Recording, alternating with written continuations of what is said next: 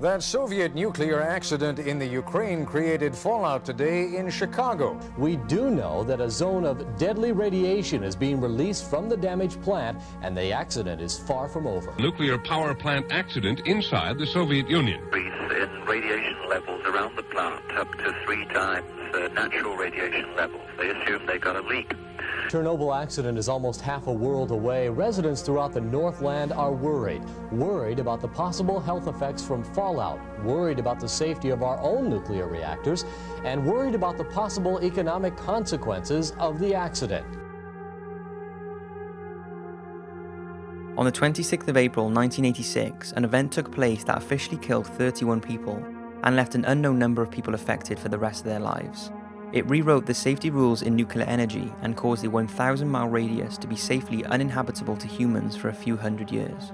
It was the Chernobyl nuclear disaster, and in this video you will see that if it wasn't for 3 almost forgotten heroes, things could have been so much worse. First, let's go back to March 1970. Work begins on the construction of the Chernobyl nuclear power plant located near the city of Chernobyl and Pripyat in northern Ukraine. By 1983, 4 nuclear reactors are built, and between them they are powering 10% of Ukraine's electricity.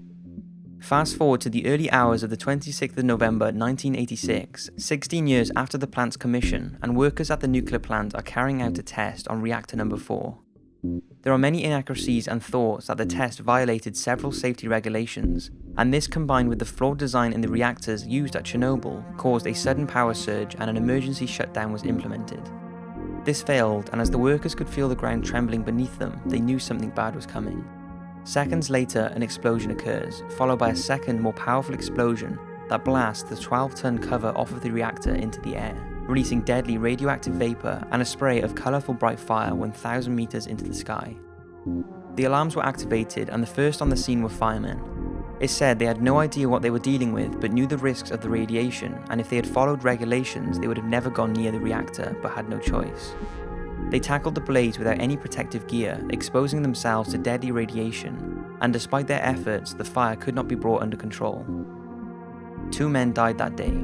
The night shift main circulating pump operator, who was most likely killed immediately as his body was never discovered, and the automatic systems adjuster who was found unconscious in room 604, pinned under a fallen beam and was contaminated by radioactive water. To show how much radiation this man had been exposed to, one of the power plant workers suffered a radiation burn on his back, where this man's hand was located when he helped carry him out.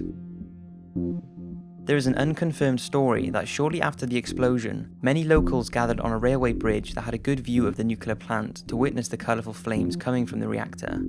They had no idea that in the air was a lethal dose of radiation. Apparently no one survived, and the bridge is now referred to as the Bridge of Death.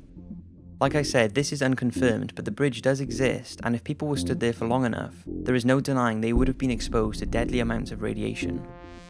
Tales aside, in the days that followed the explosion, the authorities were slow to react and acknowledge the dangers posed by this accident.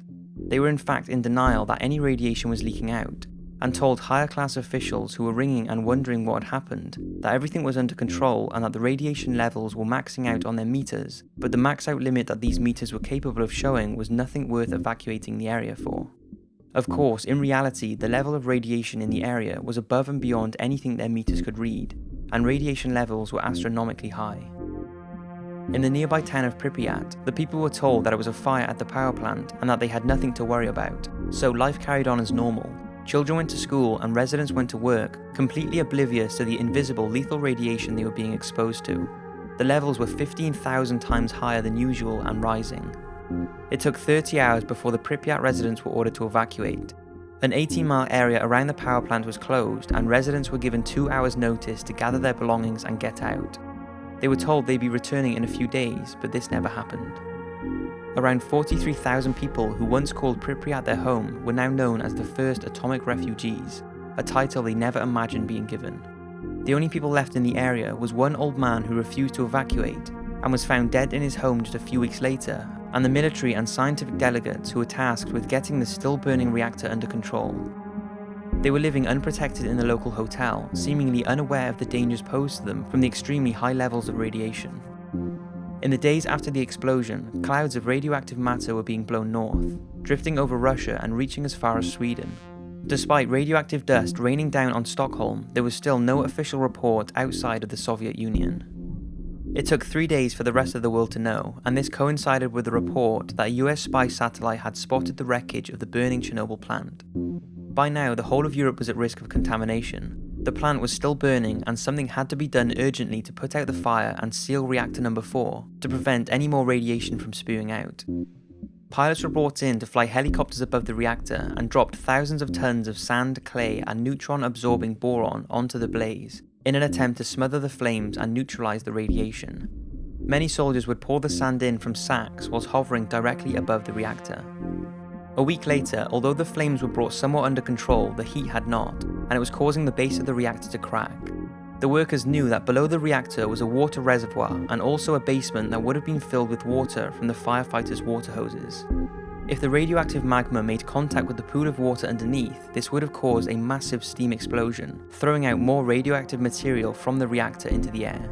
Therefore, it was absolutely necessary to drain this water. By doing so, another explosion could be prevented, and the area below the reactor could then be filled with liquid nitrogen to cool it.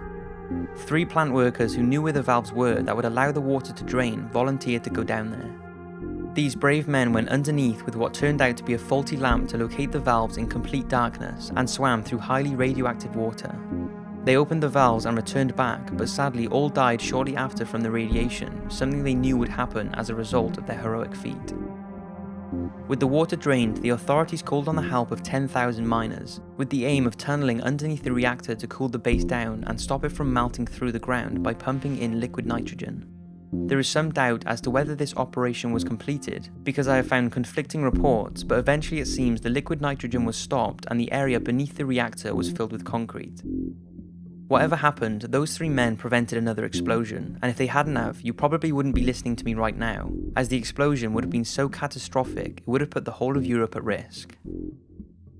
With the area somewhat under control and the threat of another explosion eliminated, workers set about sealing up the reactor in order to minimize the spread of radiation. A massive structure was designed, and it became known as Project Sarcophagus.